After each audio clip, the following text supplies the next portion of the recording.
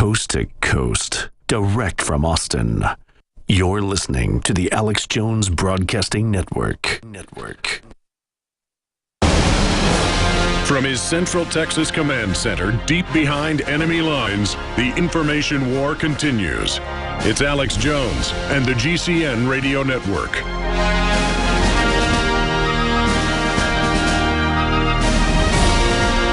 All right, the toll-free number to join us is 877-789-ALEX, 877-789-2539. We've got some callers lining up now. I want to talk about Ebola and the military response. That was one thing we didn't cover. The DOD is going to be tasked. They're making that their number one priority. I've got Paul Joseph Watson with me writing Shotgun. I'm actually looking for that article right now. It was a Fox News article that we had. And we're going to finish up on ISIS. We got a 5-minute segment here, and then we're going to come back from this break. I promise we're going to go right to Bowser in Missouri. We got Jim and Callie, Roy in Montana, Jim in Tennessee, and Rashid in Philadelphia.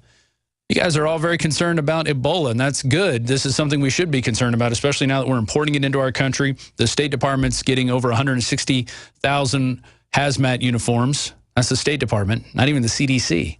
I mean, what does this all mean? This is crazy. Paul, let's get back to ISIS. Let's finish up on this. We've got senators. We just finished up with that clip from Nigel Farage talking about how he's channeling Bizarro Ben Franklin. We have to give up our liberties for security. We have to give up our liberties for security. I mean, and this is coming from everywhere. Even the Huffington Post is saying we got to raise taxes and bring back the draft to fight ISIS. I mean, this is a group we funded. Why don't we just cut their funding? Well, the potency of this propaganda is seemingly so intense that it's fooled people on both the left and right that you would normally assume would be guarded against this kind of militaristic, bellicose, talking point. Because, I mean, with Farage, the NSA bulk collection of data from telephone calls did not foil a single terrorist plot. I mean, that's documented. There's a Washington blog article about that which goes through the justifications and then the debunking that it never stopped a single terrorist plot. So it's a false paradigm in the first place. I think Farage's logic is absent the fact that many of the terror plots in the United States and indeed in Britain, where most of the radical Islamic preachers are actually, MI5 informants, if you actually dig into it. Same in the United States with the FBI being behind most domestic terror plots. They create the patsies, they provide them with the fake explosives in the first place, they radicalize all the members of the terrorist cells. His argument is absent that foundational logic, which is important. They find people of dubious mental clarity. I mean, most of these guys have very low IQs. There was one case where it was a group of guys in a house in, I think it was Ohio, and they were going to blow up a bridge. And the landlord was the guy who was the informant. And he was getting these guys riled up every day. And then like, hey, I got the bomb. Let's go do it. I mean, it's insanity what the FBI does now. And this is just to keep their budgets going. This is just to keep the war on terror going. It's like why they ship drugs into this country. To keep the war on drugs going, we got to ship in the drugs and feed them to people. It's insane. I mean, even the New York Times, there was quite a famous article a couple of years ago where it was something like FBI plots created by terror plots created by the FBI, and basically every single major domestic terror plot has been a result of the FBI radicalizing these mentally disturbed patsies, providing them with the fake explosives, contriving the plot themselves. And I think Farage is playing off this idea that Cameron and Obama have been, quote, weak on ISIS. But again, it's absent the knowledge that the US trained many ISIS militants in Jordan in 2012. Of course, many Syrian rebels backed by the UK and the US defected to ISIS, became part of the radicalized group. So they're trying, as UKIP becomes more closer to the mainstream, as they try to accrue more power, they're taking on more establishment talking points, which is concerning. I mean, I voted for them in the recent European elections because they offered a genuine alternative, but any so-called self-proclaimed libertarian that says we need to give up our freedom for security needs to take a serious look in the mirror, because we're told that the terrorists hate us for our freedom, yet we're going to willingly give it up in the name of fighting terrorism, which in the main is created by our own governments. That's the great paradox that we live in now, because of the terrorists that we arm and that we give training to, and missiles, and Benghazi. And now we give them airliners. Strap yourselves in. We're going to be going to calls. Top this next break coming up in 1 minute. Bowser, you're up. Get ready. It's the Alex Jones Show. I'm your host, Rob Dew. You've heard about the essential qualities of iodine when it comes to your well-being, and you've read the opinions of top experts regarding this good member of the halogen family. Still, reports indicate that iodine is absent in sufficient amounts from the daily lives of countless people worldwide. Now, our extra-strength new nascent iodine formula is here, Survival Shield X2, leading the way into the next generation of super high-quality nascent iodine. InfoWars Life Survival Shield X2 is derived from 200-plus million-year-old salt solutions found more than 7,000 feet below the Earth's surface. The result is a unique nascent iodine that is both concentrated and free of unwanted additives, genetically modified ingredients, and completely vegan. We even pre-screen our Survival Shield X2 iodine for radiation. Pure, clean, and sourced from deep within the Earth, X2 nascent iodine is available exclusively at InfoWarsLife.com, InfoWarsStore.com, or call 1-888-253-3139.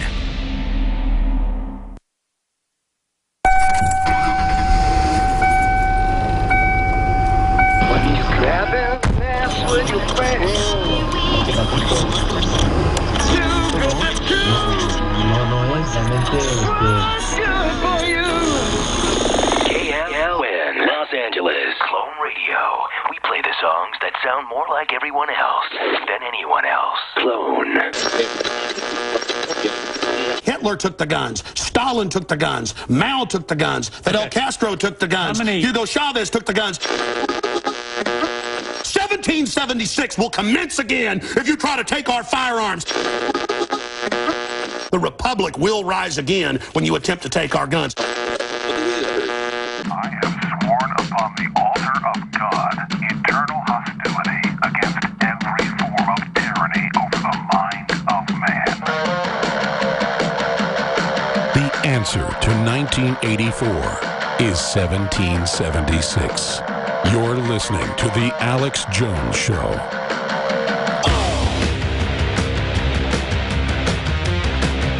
Welcome back to the Alex Jones Show. We got one more hour here live, September 14th, 2014. I'm your host, Rob Dew. You can find out more information on Infowars.com, PrisonPlanet.com, PrisonPlanet.tv. And if you want to watch the show free for live on Internet TV, you can go to Infowars.com/show. And you can watch all the stuff we're doing here, showing you the articles, showing you video clips. I've got riding shotgun with me, Paul Watson, over in England. We're talking about ISIS right now. But first, before we go any further, we're going to go to your calls. We got Bowser in Missouri. Thanks for waiting. What's your question, Bowser? Yes. Good to talk to you, Info Warriors. Really enjoy Paul Watson's reports. He's great. I called today. I'm an old guy, 61. I was a medic in the paratroops. However, my dad was a colonel. He was an NBC warfare expert, a general staff officer. I've been worried about biological breakouts since I was about 10 years old.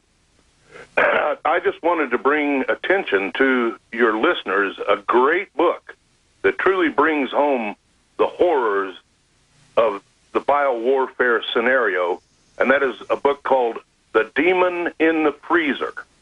You can find it on Amazon.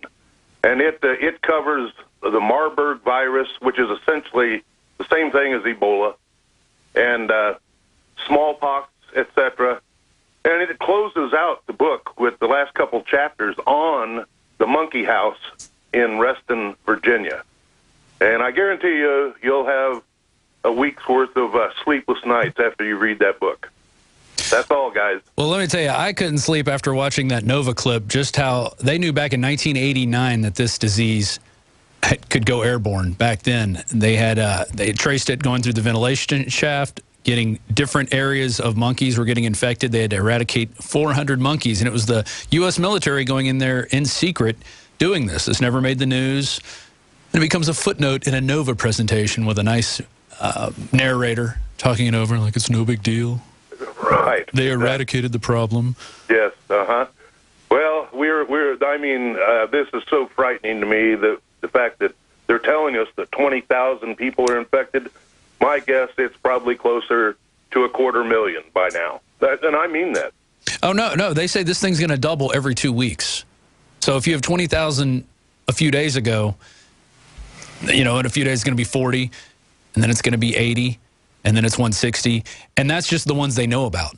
What about the ones they don't know about? What about the ones in the outlying areas, the people who are getting turned away? Because people are getting turned away from clinics. And they say every time one's getting turned away, that's another 1.5 cases that we know of that could just be infected. So, I mean, it's just crazy. There is no response to this, and they just don't want to admit that it's gone airborne. So, do you have anything else to add, Bowser? Yes, it's also insane and unconscionable that they're actually flying these victims all over the world. Yeah. I mean, that's not what you do. You pin them up. It sounds cruel, but you pin them up and you let them die there. That's what you do. Or at least take a ship out in the middle of the Atlantic Ocean and fly everybody there. Put it in the Mediterranean. Put it where nobody else is going to get infected. And don't let anybody off the ship. If you go on this ship, you sign an agreement saying you're not going to leave for at least 6 months. So we know, bona fide, that you're not infected and you're not going to infect anybody else. Yeah, it's just unconscionable the way they're handling this. And they're doing it, I think, on purpose. I think it's all part of the global depopulation plan. I really do, fellas. Well, Bill Gates is getting involved now, and now GlaxoSmithKline wants to make a vaccine. Well, if they make a vaccine, it ends up in the United States. You've suddenly got 300 million people who want to buy this thing right off the bat and who actually have the money to buy it, unlike most of these African countries where it has to be aided in. Thanks for your call, Bowser. We're going to go now to Jim in Cali. He wants to talk about Ebola and the military response. I agree, Jim. It doesn't make sense that the DOD is being enlisted to help eradicate Ebola. Hi.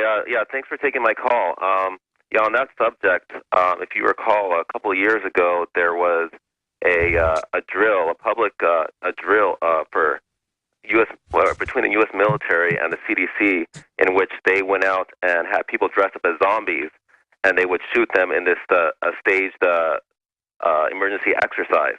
And at the time, it was covered all over the news, and people were wondering, well, why are they training for zombies? This makes no sense. This is a fantasy. Why are they being so serious about a zombie apocalypse and training to shoot down scores of infected people? Well, now when you look at what we're seeing with Ebola, it makes perfect sense. They needed some sort of fantastical cover for what could be a real scenario where you have hordes of infected people that they need to quarantine. And at the end of the day, they'll do to us like they did to those monkeys and just shoot us all down. So, and it'll be a secret military mission where they close off a city and come in and firebomb the place, and then those who get out will be shot with guns. I mean, you could see that in the movies. And Ebola is a zombie-like virus. I mean, it transmitted through blood, through biting. It makes sense that they would be training to eradicate zombies because that's what they think is coming down the pipe. And that, of course, the CDC is involved in it, but they'll have their experimental vaccine that's probably clean, not filled with mercury to help themselves out. Yeah, I agree. People got to look into this stuff. It's always stuff that happens 2 or 3 years ago that's now coming back into the news. You got anything else to add, Jim? Yeah, speaking of the vaccines, I just got a chance to watch World War Z, and one thing that caught my attention is that their solution for the zombie virus was to inject everybody with another deadly virus. Yeah, and they don't talk about what happens after that. Yes, exactly. But that was the hope of mankind, was to basically inject yourself with another deadly virus. So hopefully that's not predictive programming, but you know how Hollywood is these days. Well, in book 2, apparently, or I think in the next movie, if they do make it, apparently they come after gun owners next. That's the big fight, is in the U.S. with the patriots who have their guns still and don't want to give them up. So that's where that is going. Thanks for the call, Jim. We go now to Roy in Montana. Roy, how's it going? Good. Thanks for taking my call. I really appreciate getting to talk to you. And Paul, I really respect you guys. Yeah. What's your question? Go ahead. Well, I don't actually have a question. My son was in the Army. He was in a sniper recon platoon over in Afghanistan, came back, and then he has to do a stint in the National Guard for 1.5 years or 2 years. And they just got done with their big training down in Idaho, and there was a 2-star general and 2 guys there from the Pentagon. And each of them was given a survey, and the survey said, are you willing to confiscate weapons from civilians? And if ordered to, will you fire on American citizens? And, he said,